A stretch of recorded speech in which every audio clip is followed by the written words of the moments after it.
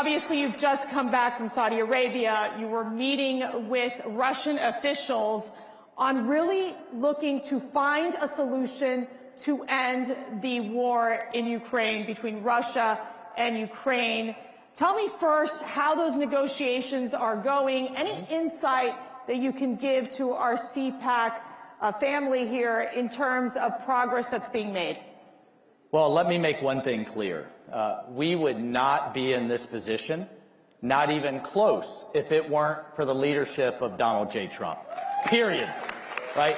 I had the honor of sitting in the Oval Office and listening to President Trump speak with President Putin of Russia, and hearing both Putin and then immediately Zelenskyy both say only under President Trump's leadership, say this to him, and only he could drive an end to this war. So under Trump, this war will end, and it will end soon, and he is the president of peace.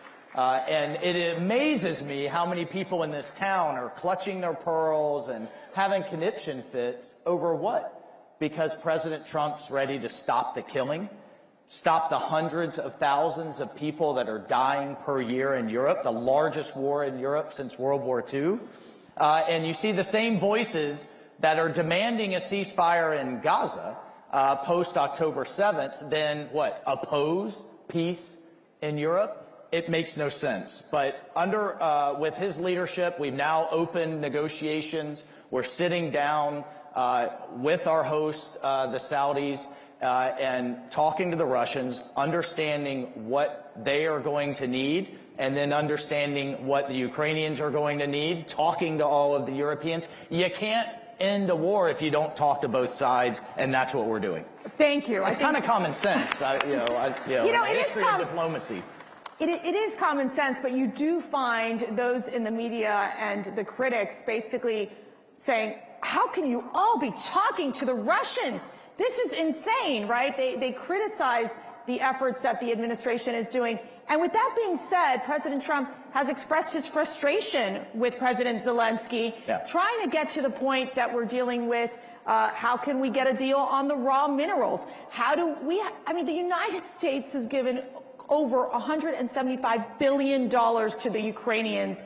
It seems like the Americans, there is that war fatigue. It's time to move forward. How are we going to get Zelenskyy, President Zelenskyy, to cooperate? Yeah. Well, so first, and this is the part that the media just wants to ignore, it was Zelenskyy last September, as part of his victory plan, it was Zelenskyy that proposed, hey, let's go into a partnership together. Right. If the United States will invest in us, we have aluminum, we have gallium, we have tritium, we have all of these rare earth minerals that the modern economy needs. A lot of them are not fully developed. They need investment. President Trump's a deal maker. And so now President Trump proposes the deal, right, and sent our Treasury Secretary all the way out to Kyiv to propose it, and then we get this rhetoric in the media. Well, look, here's the bottom line. President Zelenskyy is going to sign that deal. And you will see that in the very short term. And that is good for Ukraine. What better could you have for Ukraine than to be in an economic partnership with the United States, number one? What better could you have for Ukraine to stop the killing, number two? And you know what? We have an obligation to you all, the American taxpayer, to recoup the hundreds of billions of dollars that have been invested in this war. Because you know what? You know what Europe's contributions are? Europe's contributions are in the form of loans. And they're often paid back on the interest, by the interest on Russian assets that have been frozen. So Europe gets paid back, but the American people don't? I don't think so, right? And so that's the deal that we're putting in place that's good for everyone. And yes, you have to talk to the Russian side to understand how we're going to get both sides to the table. And that's what we're doing. Look, this is the common sense presidency. This is the presidency of peace. He's going to end the war in Europe. He is going to end the wars in the Middle East. He is going to reinvest the United States and our leadership in our own hemisphere, from the Arctic to the border to Panama, all the way down to our good friends in Argentina with Milei that you saw yesterday. And you know what? By the end of this all, we're going to have the Nobel Peace Prize sitting next to the name of Donald J. Trump.